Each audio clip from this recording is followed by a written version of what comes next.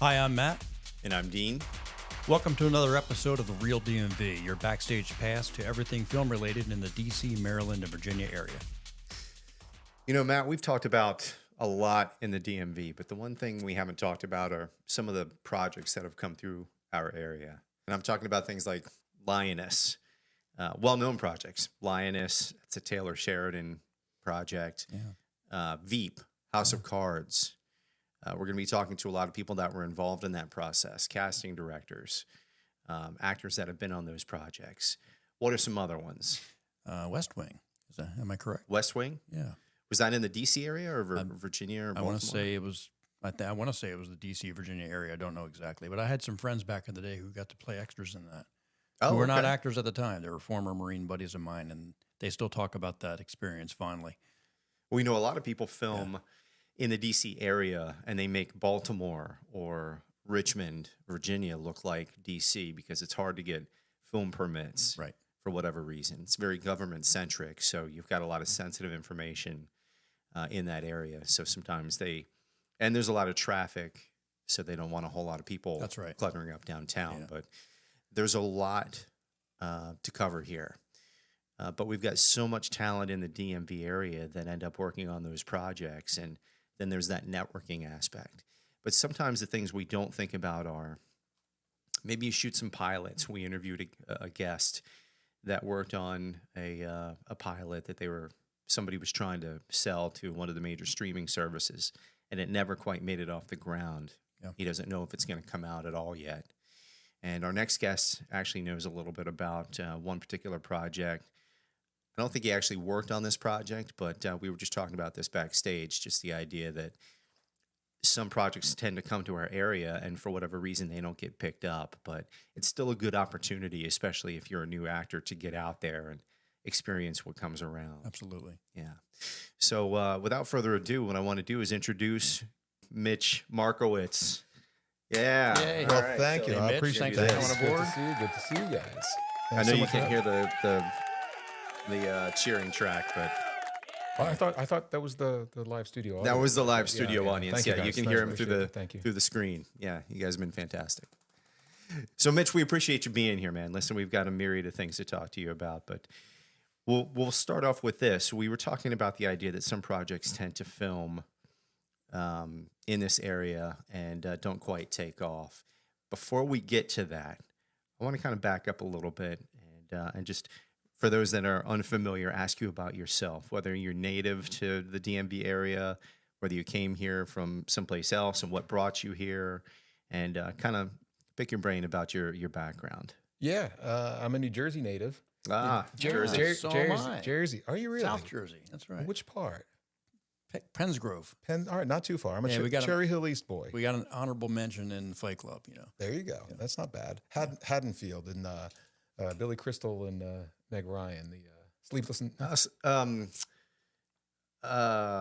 know what you're talking about. Where they're in the diner. Yeah. The whole diner scene is there. So he's from Haddonfield, which is the next town over. So I claim that as my home. All right. So yeah, made it down for college, and I've been down here ever since. I went to Towson. Yeah, was a radio, TV, film major at Towson. Ended up somehow getting into healthcare for 30 plus years. Kind of went the other way on that. Went the other way, yeah. There's I thought I was going to be hosting the Today Show by now. It hasn't worked out, but still could. You never know. You never know. Today Show, MITCH MARKOWITZ. Give him a call.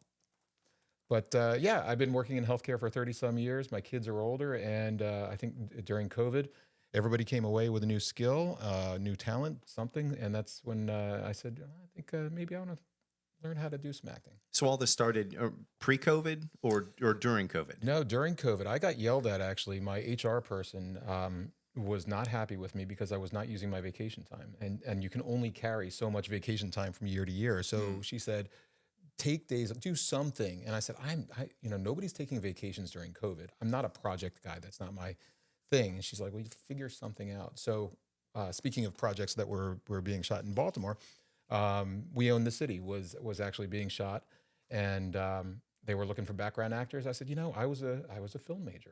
Why not? I would love to get on set and have that experience, maybe do a scene with John Bernthal. I didn't get to do a scene with John Bernthal, but I did do a scene with David Corenswet, who's now Superman. There you go. That was one of the coolest experience I'd ever had. I'd actually done background work before years and years ago, but getting back into it with kind of a different energy was great. It was awesome. I worked like 4 days on that project and I was hooked. And then it was just a matter of time before I said, okay, now I've done background a little bit. I did a few other things. Let's learn how to really act. That brings up an important point about the seeds of where this germinates and how actors say, this is where I'm going to start. Where do I go from here? But I want to kind of go back. Were you able to find yourself in We Own This City? Yeah, really interesting. I had no idea what the lingo was in the different types of background acting that you can do. I worked through a background casting agency, and I got a phone call. We've got a perfect featured background role for you. I'm like, oh, I don't know what that means, but I'm in. I mean, featured. So yeah, you can see me very clearly. They actually refer to me in the scene, and it's in the very first episode. And like I said, it's there's David Cornsweet talking to one of the other actors on the other side of the room. He's like, "Who's that guy?" And he's talking about me. I wonder if we worked on one of the same days, because I worked one day on that project, and it was in the first episode. I never found myself and the reason I ask is because sometimes as a background actor, you can work on a project, and it might be cut out. It's all up to the editing and what makes things flow and that sort of thing. Well, you're always trying to find yourself. I'm trying to find myself to this day. I think that's a whole different level question. That's going to be some expensive yeah. therapy later down the road. We can explore that later if we have time. But no, I completely agree. I mean, you never know when you get the opportunity to do background work. What kind of a scene are they even shooting? I mean, you could be in an arena of thousands of people, right? I mean, think about speaking of what was shot in Baltimore. Major League was shot in Baltimore at the old Memorial Stadium, and they filled a section of the stadium. Most of those people are never going to see themselves, which is a shame, but it's still such a cool experience to be around it and to see the stars and to see how the process works. That was for me anyway. I was going to say, and you learn just so much from being on set. And that's probably a safe space to be in a background role. Not that it's an easy role necessarily. You still have things you got to do and you got to hit your marks, but the pressure's not there necessarily, but you get to absorb everything that's happening. Especially at a project of those magnitudes. I mean, the number of people that are involved, the different locations that, the holding, you go from holding to wardrobe and makeup and then to props. And then, it was just such a cool experience. That's a great gateway into like getting the bug again. You're like, okay, this is hey, we craft services, I spent a lot of time at craft services. Yeah. Yeah. Craft services was great on We Own This City. I remember, were you playing a uniformed police officer or a detective? So I was an internal affairs detective. Funny story about that. I actually went in for wardrobe. I had to go a few days for wardrobe, and there was confusion about what I was supposed to wear. And they pulled out the script, and they debated about, and it turned out I needed like a golf shirt or something like that. And I got to see the actual script, and I saw in the script where David Cornsweet's character references me, and it says an older, out of shape, slightly overweight internal affairs detective. That's me. I'm like, this guy. Nailed it. I'm being typecast. Oh. Well, I had to get dressed up in a Baltimore City police uniform and put on kind of the fake body armor and all that. And it was on one of the hottest days. It was in an old school. It might have been the same day because I ended up having to wear like the Kevlar vest also. We were getting ready to go out on a raid. We might have been we'll have to go back and watch that scene. I haven't been able to find myself at all. There are people that don't believe me that I worked on there, and I'm like, it's just the way it is. They can cut you out.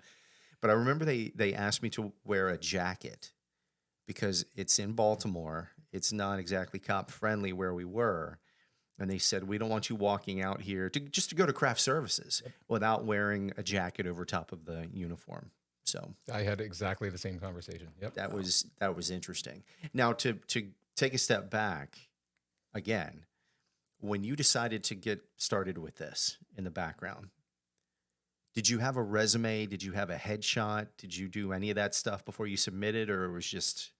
No, I went to a couple of different background casting agents. Well, I found out the one that was working on that particular project, and I submitted my LinkedIn headshot. And I just uploaded it. And there was a form that they said, hey, do me a favor, fill this out, and we'll call you if we like your headshot. And that's really all there is to getting cast as a background actor. Have a decent headshot. They call you on the phone and you sound like you're a fairly normal person. And then, you know, if they have a good fit, then there's your opportunity. I talk about it all the time. There are so many folks who I talk to that say, what a cool experience it must be. I'm like, well, you can do this. Right. Yeah. So my brother was a background actor on a movie, and he did not have a good experience. And that kind of scared him off from doing that. And we've talked with other actors who just won't do background because of the same thing. I've had good and bad experiences, but I always thought it kind of taught that what I call setiquette. Well, and I think background acting in general, you know, it's one of those topics where everyone has an opinion on it, especially depending on the market that you're in. This market, the DMV market, I think rightfully has a different take on the value of background acting. At least I would hope, because, you know, not that we don't get as many, well, we don't have as many big productions right now, so the opportunities aren't there, but the opportunities for background acting are there. Whereas if you're in the LA market, it might be frowned upon or looked upon as that's a lesser art, you know, and why are you doing that? And that might be damaging to your resume. Here, probably not so much. You know, I would like to believe, and I think we've heard some people who in the know in this area who would agree with that. And now, are you SAG eligible because of that, or because that was a union production? I was a union production, and yes, boy, that's such a loaded question, right? To SAG or not to SAG? That is the question. So, I'm currently non-union, and I think it's such a personal decision about whether or not to join the union. And I would never, ever, ever give anybody advice, because it's such a unique set of circumstances based on your goals. We were talking about earlier. What does success look like? Where do you want to go with this? You know, for me, for today, I would love to be in the union. I would love to take that opportunity and take that plunge. But the rule number one of being in SAG is that you're not supposed to work any non-union jobs. Right. So if that's the case, you know, here in this area, as we're kind of in a quiet time, there's not a ton of opportunities. I'm cautious about taking that step right now, because then I don't want to rule out those other opportunities. Yeah, and I think, and I'm glad you brought that up. There are fewer opportunities right now in this area, but it's not just this area. It's everywhere right now. There are fewer opportunities in general.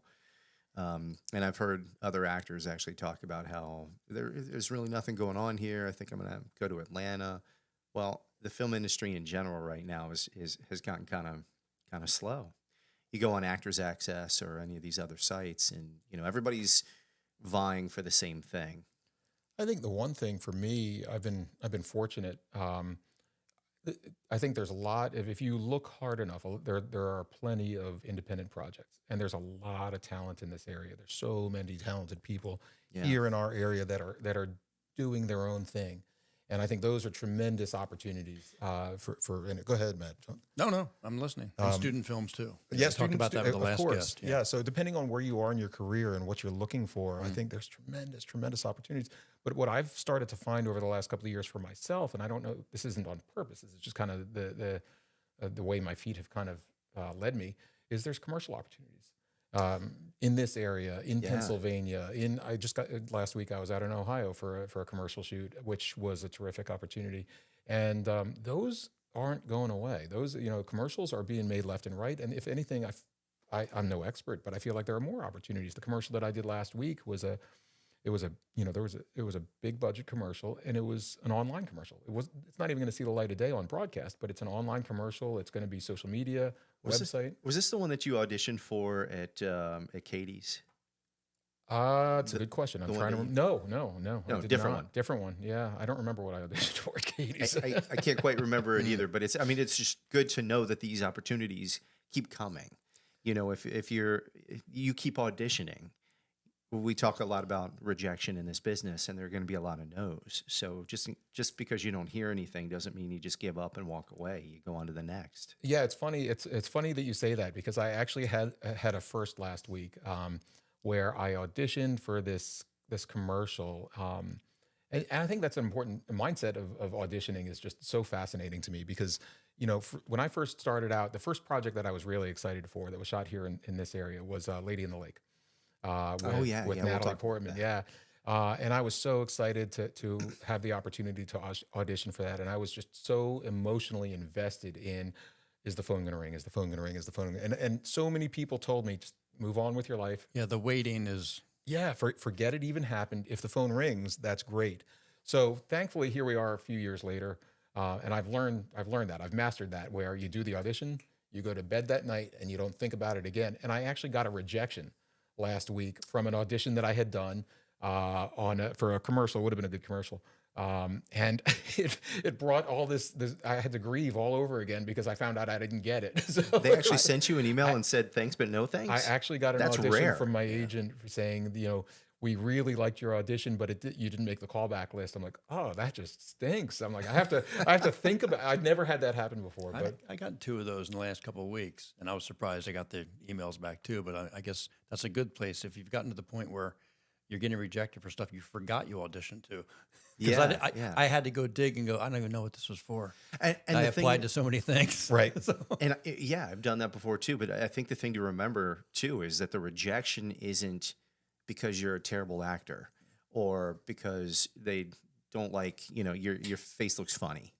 It could be any little thing. It could be, okay, well, we've gone a different direction with the family that we're casting this person for, so we're going to change that. It could be just a different makeup. It could be, we need somebody to complement the other actor, and they're just not what we're looking for. So it could be any little thing out of our control. Yeah, and I was talking with a casting director one time, and I really was pinning them down, trying to understand what the process looks like from their perspective, not from an actor's perspective. We can talk about this all day, but from a casting director's perspective, if you're casting this role for airline pilot, just to be completely random. Okay, casting director, what are you doing? Well, I'm gonna put it out to all the agents and all the websites, and I'm gonna look at headshots, and I'm gonna request about 100 auditions for one airline pilot. Yeah. And then they gather all those auditions and they review all those auditions. And what she told me was, I organized them into my A's. These guys or women, whatever it is, were great. They looked the part. They understood the assignment. They turned in a quality audition, and I can see them filling that role. B's, well, okay, maybe, but I have some reservations. And then the C's, these guys, for whatever reason, didn't get it, don't look the part, whatever it is. And I take my top 20 and I pass it on to my boss. And then they take their top 5 and show the director. So if you start out knowing that you're one of 100 auditions that are going to get seen, and you hope that they get seen, right? Because there's no guarantee that all these auditions get seen. Yeah. All we can control is to turn in the best audition that we possibly can and make it into that A group. Once you get there, who knows what's going to happen. And your self-tape may be 2 minutes long. So when they whittled down that 100, they probably only, I'm guessing here, they probably didn't watch the entire. They probably watched the first 10 seconds and made a real quick decision. You're in the C pile and you're in the B pile. Maybe. I would imagine. Maybe, and that may have started with the slate. It could, it could just, we don't know. Something as simple as who's the casting director? What are they looking for? What are their preferences? Any little thing on the day. Mm-hmm. Maybe on a different day, you'd be in a different category. But it's not personal. It's not. It's that business that we keep talking about, the word business in show business. What is your process when you're doing a self-tape? How do you prepare for that? Yeah, that's a really good question. When I first started auditioning a few years ago, I had no process whatsoever. I didn't know what I was looking for. And every audition is a little bit different, right? So it's thinking about, what am I auditioning for? Is it a commercial where there's a lot more flexibility and fewer rules? Or is this, something for broadcast TV? It's a procedural like NCIS or something like that, where there's a ton of rules and you really have to be familiar with their formula. So the first thing that I'll try and do is organize my brain about what I know. Then I'll break the script down, really understand the scene and try and learn as much as I can about the character, read the character breakdown as well, which is usually not in the script. And then I'll work it through. I'll take my time to get off book, which is always my biggest hurdle. That's always such a challenge, depending on how many auditions you're working with. Getting off book for a longer, 3-4 page audition can be a challenge. And you just try and answer I ask myself as many questions as I possibly can about who is this person, where are they coming from, what's their motivation. You know, if it's a co-star role, that's a little bit of a different animal, and you know, just try and give it my best shot and get into that A group. Right, that's my goal. That, you know, if I can go to sleep at night saying I turned in a really good audition today, then you know, then I've done my job. Well, and the way you described it is really good and it's elegant. But anybody that's done a self-tape knows how much work actually goes into what he just described. Yes. Like putting out a good quality self-tape that's off book, that's actually done the homework to do the breakdowns, do the moment before, the moment after, and all that stuff, and incorporate that. And it's a lot of work for what amounts to 1 to 2 minutes worth of material that you hope someone might look at, and then you hope someone might latch onto. So it's a ton of work, and we learn that in class.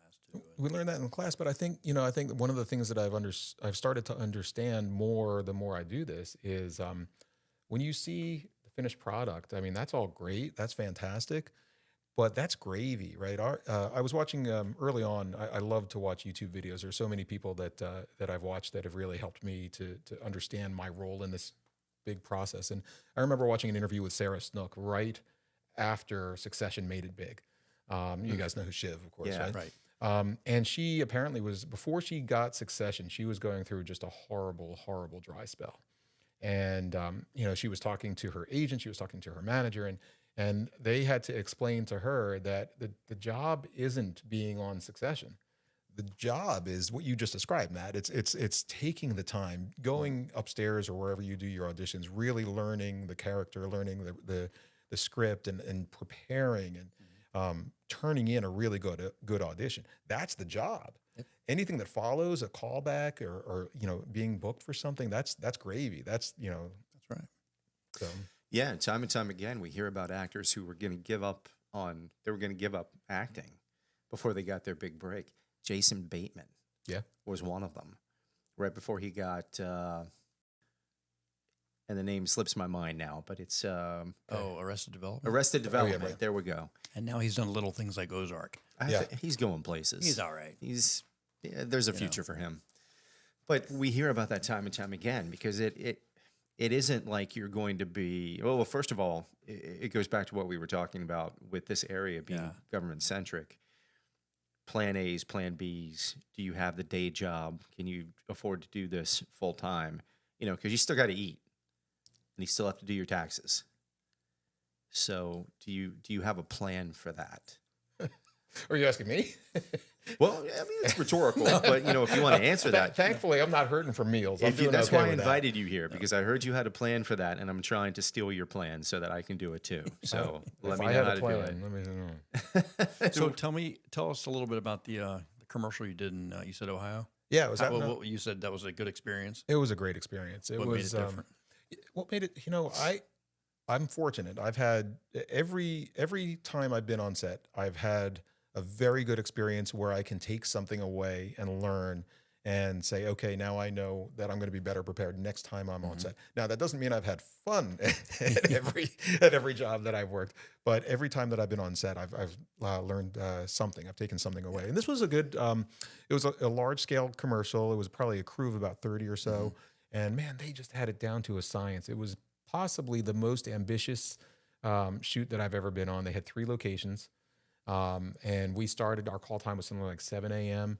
and we did wardrobe and hair and makeup. And then they just pushed us into a car and whisked us to our first location, which was an older house that they had rented out for the day. And everything was already set up. It was ready to go. They whisked us in. We were probably in and out of that location in an hour and a half. Then boom, back to where our home base was, where we spent the majority of the day, where we had several smaller scenes that we had to do. And then off to a third location at the end of the day. And it was probably a 10-hour day or so, something like that. But it was just such a positive experience. It was like a smaller scale of what I fell in love with at We Own the City, where it was a machine, the logistics and the homework that they did. And you know, it makes me as an actor, you know, I'm very me focused, right? It's all about me as the actor. You know, I just appreciate working with professionals that take their jobs every bit as seriously, and they want to make the day and make the experience as good as they possibly can for everybody involved, because that means whatever they get at the end of the day is going to be that much better. Well, it's funny you say that because we had a guest on talked about his experience on Marvel set, which is a whole different world of organization, like where no minute was wasted. Like everybody was ready for him, moving here, moving here, moving here, moving here, constantly throughout the day. But here's a broad question for you, without getting into the financial details of how successful that Ohio shoot was. Did they pay for your trip to go out, or did you pay for that yourself? And I ask that because sometimes it's worth it to go into the hole on a project for the experience that you might get from it, or the exposure, or the networking opportunity that you can. Plenty of people might travel from the DMV area and go to Louisiana or Alabama or Atlanta and just realize that net, it's going to be in the red, but it's still going to be worth it to me to do. Yeah.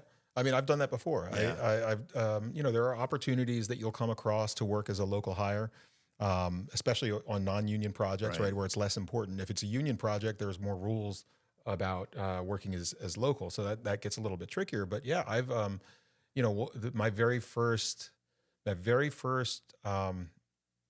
bigger, like, I did a project for the History Channel a couple of years ago, where it was non-union, and I had the opportunity to work as a New York local. And it was the food that built America. That was the food that built America, right? I want to ask you about that. Yeah, it was actually that's how it was advertised online on Actors Access, whichever one I found it on. And it turned out it was the very first episode of a spin-off of that, which is the Mega Brands that built America. Oh, okay. Yeah, that was just such a cool experience. I went up, and I knew for that one, for whatever, I don't remember what I got paid, but I knew that I would break even if I was lucky. Right. But it was such a cool experience to go up there and to be on set again with an incredibly organized, professional group of directors and everybody from soup to nuts. Was fantastic. So. And not advocating that people go broke doing this job, but it's a personal decision that you have to make at that point in time. Yeah, and I think that goes into the question that you guys asked in the first episode, which I love, and I think it's such a personal. It's a great debate for anybody. How do you define success? Yeah, right. That's a big thing. What are you in this for? And for some people, maybe they can't afford to do a job like that. Right. Maybe, right? And that's okay. I respect that 100%. I'm in a place in life where I have a full-time job. This is I would love for this to be a career, but today it's not. And I'll take my opportunities to put myself out there and work as a local if the opportunity presents itself. If that opportunity to network and to get good tape, right? Then yeah, sure, I'll take those opportunities. Yeah, actually, getting the reel may be the return on investment on a lot of jobs. So. Well, and did you have a reel when you first started? And I know the answer to this question, but a lot of people are asking themselves this question. Before you started submitting to things, did you even have a reel? No. So what things did you do to get that footage, to get those reels? I got really lucky really fast. When I first started, I was volume submitting. I was putting myself out there for so many things here in the DMV. And I was very fortunate. I very quickly, I wish I could remember what they asked me for, but I remember I booked a couple of industrials. Which I never saw, by the way, because again, the nature of industrials, depending on where they're going to go, you may never see them. Yeah, a lot of internals. Yeah, exactly. So I never got footage from them. And then I booked a couple of local indies and shorts that were great. And I just, they took my headshot and they said, "We'd like you to audition." I didn't need a reel. All I submitted was a headshot and what little resume I had at the time, and that before I knew it, those came back and I had footage and I put together a reel, which continues to evolve.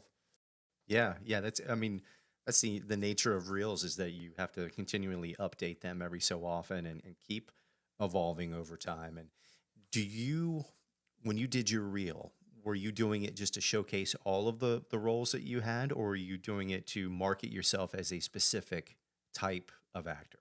I think I'm still not quite there yet. I don't think I have a few short reels that I use if there's a specific role that I'm submitting for. Like if you use Actors Access, you can have what do they call it? Profiles, or I know what you're talking yeah, about. You can bucketize different. Exactly. Yeah. So I have a couple that I've used before, like one for dad and one for police officer, because I've gotten that a few times. One for like boss. But for the most part at the beginning, I was just taking what I had and I put together a 1.5 minute, scene of one thing after the other. And then what I did was, it just continues to evolve, right? Every time you get something, you've got to reprioritize. And then what do I want to show? And, right. Can I put this on the side and use this for, I don't have a comedic reel yet. I would love to have enough to me neither. To develop a comedic reel, but it just continues to evolve and it's never done, right? Never, an artist's work is never done. No. And once you got that reel, you have an agent. Is that correct? Yeah, okay. I've got a couple. Yeah. So that's one of the things that actually people don't know about this area, right? If you're in New York or LA, you can probably get by with one agent because they're geographically centered around New York or LA or Atlanta or something like that. Here in this area, there's just not that much work in Maryland yet. So you can have an agent for the Southeast. You can have an agent for Pennsylvania. I've been fortunate where I've been able to find representation in a couple different markets. Yeah, there's been, and I have a couple, and none of that is, I know some people might hear that and go, oh, you've got a couple agents, whatever. It's because it's geographically, right. They're focused on certain geographical areas. So you might have one for Pennsylvania, West Virginia, and Ohio, and then another one's doing New York and Atlanta and wherever else. Right. It's difficult. Well, they have access to breakdowns that you might not otherwise see on Backstage or Actors Access or anything like that. So they're going to it's about providing more access, right? Yeah. So. And how did you go about getting that? You don't have to name the agent unless you want them, but how did you go about doing that for someone who is looking, maybe questioning right now, how do I get an agent or do I need an agent? What would you say? Oh man, that's a loaded question too. You guys are filled with loaded questions today. So, trying to educate. It's again, a personal decision. It depends where you want to go, what you want to do. Right. It didn't even occur to me at the beginning to look for an agent. I was submitting myself on Backstage, on casting networks, on Actors Access, and I was getting some auditions and I was happy. And somebody recommended to me that I reach out to a particular agent. And I said, okay, I don't know what the heck I'm doing, but why not? Because I do want to further my career and I do want this to be more of a career. So it was in line with my goals to start networking and meeting more people. And what my day job, I'm in sales. So, you kind of get used to rejection after a while. Mm-hmm. And in this world, again, it's the business side of it. It's never anything personal. So I didn't have any qualms about, by this point, I think I did have a headshot. And I started reaching out to a few. I targeted, I did my research. I said, okay, what geographic area do I want to pursue? And what's the process? Go to their website. What's the process for reaching out to them? They usually have a submission process, which will include, give me your headshot, give me your resume, give me your reel. And then if you're lucky, they'll call you and say, let's set up a time to talk. And I was, it didn't happen overnight, right? It over time, I was able to find a couple of representatives I really, really appreciate. But I think the meta point here is like, don't wait until you have all that to start. Like if you're just starting out, you don't have to have a reel. I didn't have a reel. I didn't know what a reel was. I still don't know. But I didn't have that. I didn't have a great headshot. I had my LinkedIn photo. Yep. I started somewhere and I got a couple industrials. I'm like, oh, you can get paid for this? There's a market for gray-haired old dudes. Got it. And thank God for that. Yeah, right. So, and it sparked my interest. I'm like, oh, okay. There's something maybe to this. And then you start talking to people and going, oh, you might want to get a better headshot. You might want to get a reel. What's a reel? How do I get a reel? Well, you got to get some material, or there's other ways to do that. Yeah, I mean, you can make your own reel, right? You can make your own reel. You can. There's outfits that'll do it for you. Right. But don't wait. Like, as I like to say, perfect is the enemy of good enough. Just the 80% solution is sometimes the right one, and don't just go for it. I mean, now as you get further along and you get better, and you start realizing how the business works, I think not getting a call back because you didn't prepare, that's something you can beat yourself up about, maybe. But if you did prepare and you did everything you were supposed to do and submitted a good self-tape and then you didn't get accepted, that's not personal. No, and sometimes it's just not meant to be. That's right. I did call back last week, and it was for a comedic commercial. I don't know much about it actually, but they were giving me direction on the callback, and you know, there's so many different levels to auditions, right? There's the self tape, which is for me, that's easy because you could just do it over and over again until you find something you're happy with. Yeah, it's not really. We've talked about that too. You do 20 takes of something and go, oh yeah, I'll use this one, you know, but you didn't have that luxury when you had to walk in the room. No, and that's actually, it was funny. We were talking before about theater. That's one of the reasons that I've gotten more into theater lately, is because it gives you more of an opportunity to get out in front of people, do more in-person auditions, get that experience. I mean, because there's no replacing working with a casting director and taking direction from a director. And yeah, so anyway, I did this callback, and it was supposed to be Cool Dad. They were giving Cool Dad number one. Cool Dad number one. I think it was just, how many dads does this kid have? I don't know. I get a lot of drunk dad, actually. I don't know why I get so many drunk dad, but I do that well apparently. But so anyway, I was trying to take this direction, and the more I was trying, the more I was less cool dad and becoming more goofy dad, which is very, very, and I could just tell. I could tell as soon as I hung up the Zoom call. I'm like, yeah, I didn't get that one. and that's, there's, okay, it's going to happen. Right? There are those, yeah. There are those. And like, well, that just happened. That was a thing. But it's interesting because you still get to practice your craft. Right. Even the ones that you think, that wasn't so good, you get to practice your craft. You practice your craft. You practice being in the moment. You practice breathing, right? Being able to take direction and give them your best version of yourself. And you know what? You're not going to book everyone. If you get better every time, that's for me, that's success. That's success. I like that. What's the most valuable formal training you've had that you found applicable? Are we name dropping? No, you don't need to do that. But you I mean, like, have to unless you. No, I've been studying with Katie Kalaki at Capital Coaching Studios for going on 3 years now. We've been dropping her name. Yeah, I'm not surprised. Yeah. I'm not surprised. I'm a huge fan of Katie. Katie has, for me, I think she has a knack. This is going to turn into a commercial for Katie. I think she has such a knack for... We already have an entire...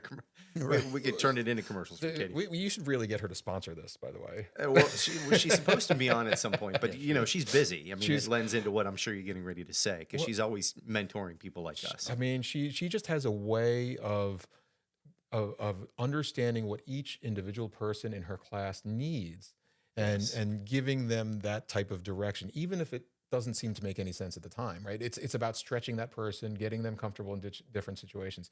She's been fantastic. If I ever win any major award, I'm sure that I'll mention her name on stage. Yeah, absolutely. I mean, I don't know what I would do, and I think I've said it on here before. If she were to move, I think I would move somewhere near where she moves, because I don't know what I would do. It took a while to find her. Yeah. But with the time that we have left, and unless, Matt, you have something else, I wanted to kind of cover the theater portion of things, because I think we have a couple minutes. Theater, I've heard you have to be a little bit bigger in theater because you're filling a room.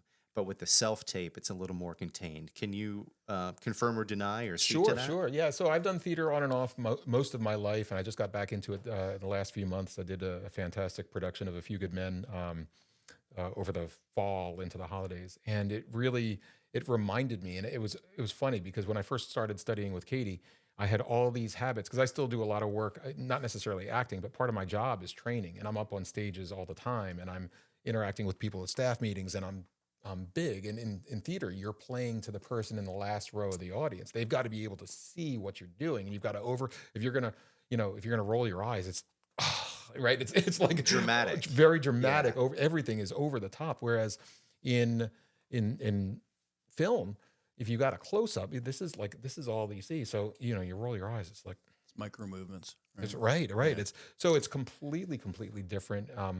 You can get so much lower in your tone of voice for film and say things under your breath that you could never get away with in theater. There were so many things when I went in.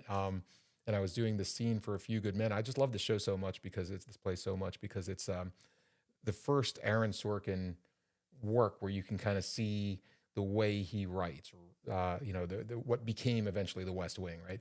It's one of my favorites. So this scene I only had a few scenes in this play, but it was very quippy. It was like, and there were definitely some snarky under your breath kind of moments. And instead of, in theater, instead of, saying something under your breath, it's almost like an aside to the audience where you're breaking the fourth wall. It was just a completely different technique. And everything that I learned about being small for film, I had to throw out the window and go back to being big and using my body language in a completely different way, which was great. Yeah, it tends to throw people sometimes. And I've seen people have complete meltdowns because they're not used to having things broken up. In a stage play, if you have a monologue or you mess up in the middle of it, you still continue.